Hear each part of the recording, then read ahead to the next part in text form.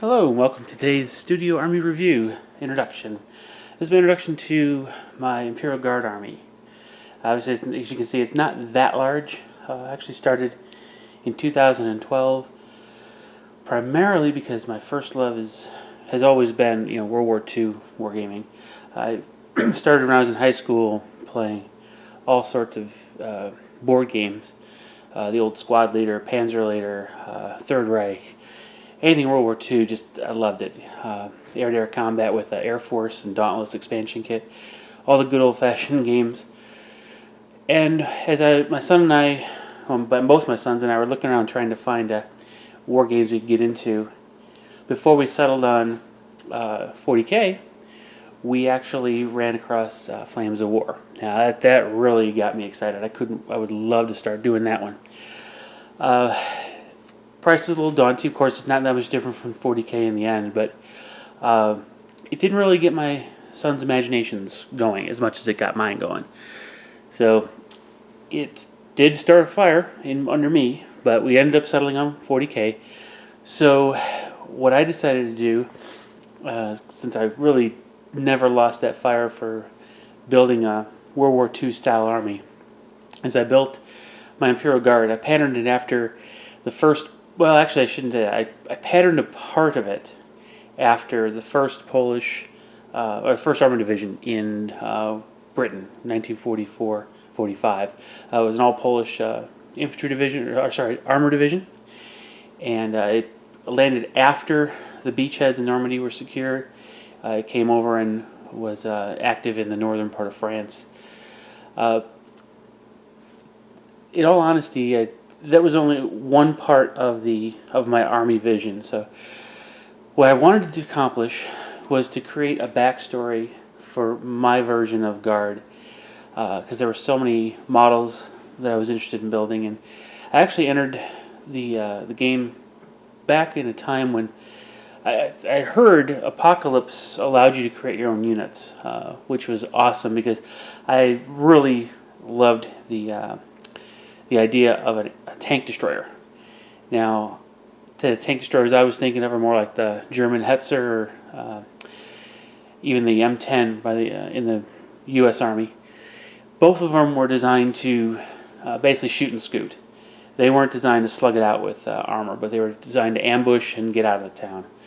So when Imperial Guard, all they had was their Lehman Russ. They didn't really have something that fit this role. I kind of thought, well, I'd make one. So I took this opportunity to kind of build a few extra types of models. I thought I would do well, being able to put them in. But then I realized after really getting into it that really it wasn't an option anymore. Still, I enjoyed building the models and such. Still built it into the backstory. And so what I decided to do was try to stick with the Imperial Armor codexes and the Imperial Guard as closely as possible, as it would align to the tables of organization equipment that you would find for either the U.S., British, or German armies during World War II. And I came up with the appropriate lists and unit combinations.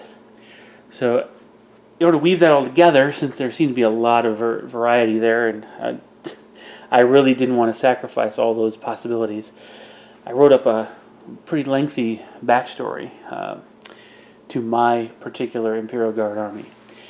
And so I'm not going to go into detail because it is pages and pages long, but I did want to kind of cover the concepts in this introduction, and then we'll go into more detail about the videos. And some of these models that you see in front of you, I will actually go into some conversion videos where I actually discuss how I went about creating that particular model. It's more than the model showcase where I'm just talking, showing you the thing. I'm going to actually go through a little bit more of how I went about it, so they'll be a little bit longer, a little more in depth. But anyway, back to the backstory. This army began prior to the Damocles Crusade, as a single armored regiment, all armor, led by a hetman who was a history buff as much as there were history buffs in 40K. And so as he studied and read more about the Horus Heresy and what he could get his hands on, so again, information is not easy to obtain all the time.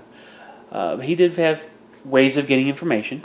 He did learn a little bit. He realized that the current structure the Emperor put in place, where each regiment was dedicated to a certain arm of the army. You had artillery, you had infantry, you had armor. None of them were combined. And of course, in his experience, he kept facing combined arms. And he had realized that combined arms was the way things used to be. And the Emperor had decided not to do that.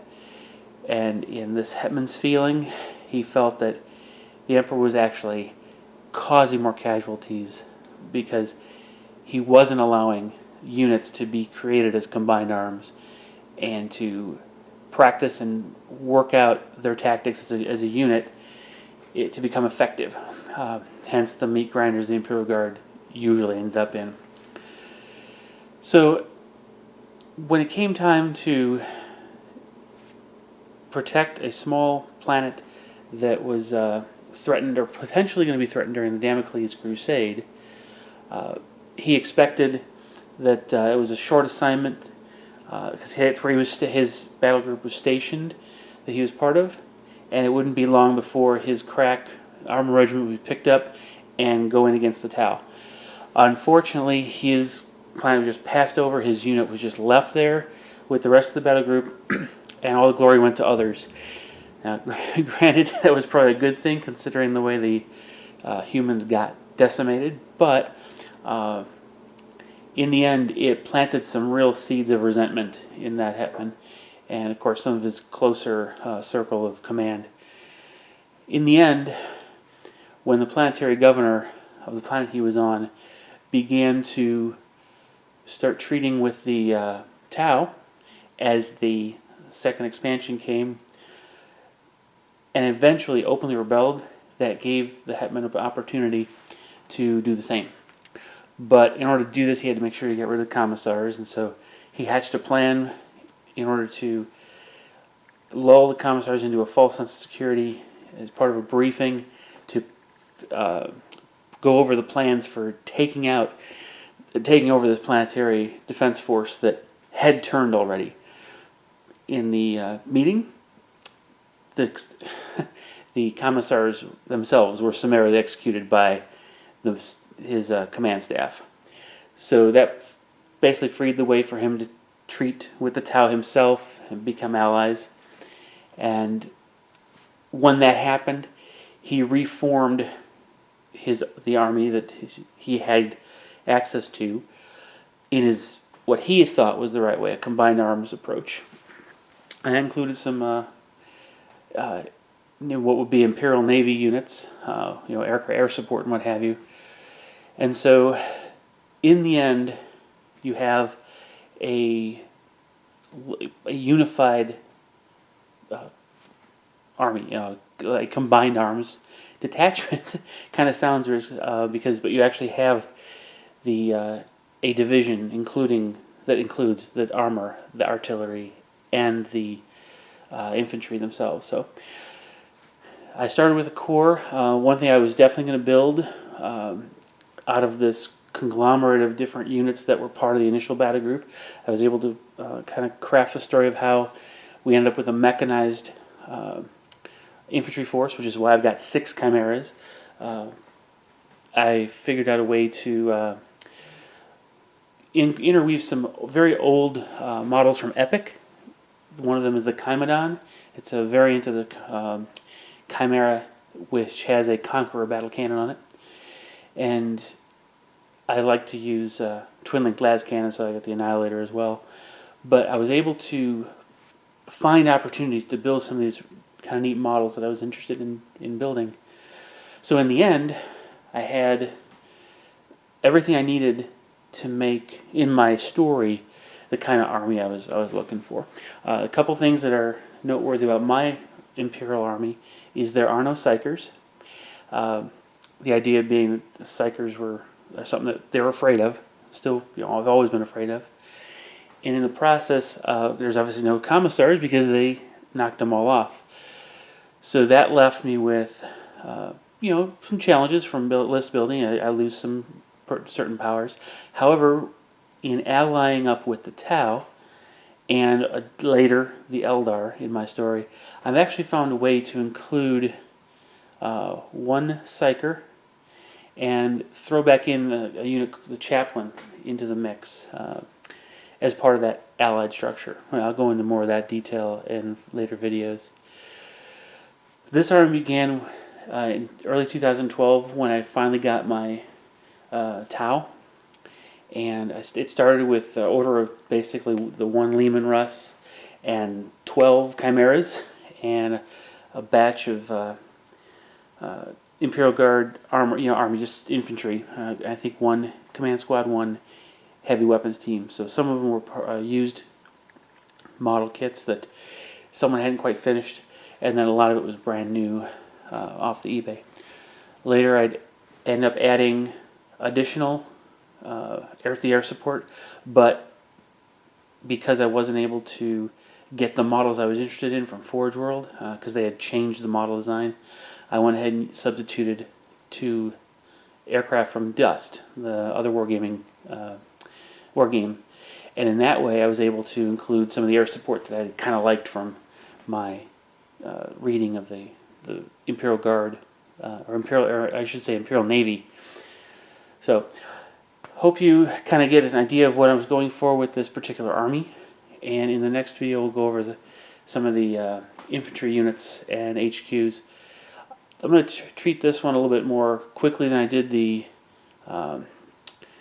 Orc Studio Army, simply because there are relatively few units. A lot of them are well known, but what's going to happen out of this is there's going to be 2 conversion model conversion showcases, if you will, where I'll talk through some of the really heavy conversions I did. So for now, I'll sign off, and I'll let you guys give me comments below on what you think about an Imperial Army, what you would want to see or not see. And as I go through the next year or so, as I start building this force up a little bit more strongly, I'll kind of walk through what I'm thinking, some of my favorite units, and maybe in the discussion that we have over the course of the year, I might start seeing some light on some of the other units that I might want to throw in here. So, with that, share, like, and subscribe. Let me know what you think. And until next time, see you later. Bye.